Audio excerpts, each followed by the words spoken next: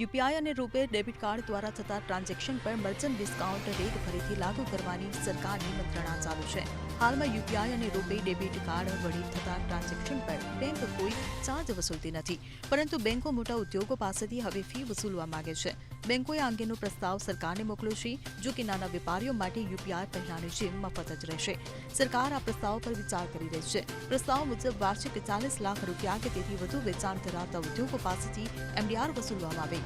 બેંકો અને પેમેન્ટ કંપનીઓ દલીલ કરે છે, જ્યારે મોટા વેપારીઓ પહેલાથી જ વિઝા, માસ્ટરકાર્ડ અને ક્રેડિટ કાર્ડ પર વેપારી ફી ચૂકવી રહ્યા છે, તો તે યુપીઆઈ અને રૂપે કાર્ડ પર પણ ફી વસૂલવી જોઈએ.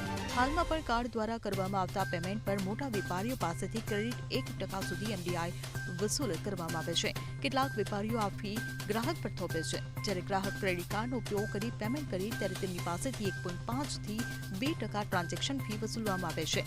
હવે જો યુપીઆઈ પર એમડીઆર લાગશે તો ગ્રાહકો પાસેથી ટ્રાન્ઝેક્શન ફી વસૂલવામાં આવી શકે છે, જેને કારણે સામાન્ય ગ્રાહકના ખિસ્સાને અસર થઈ શકે છે.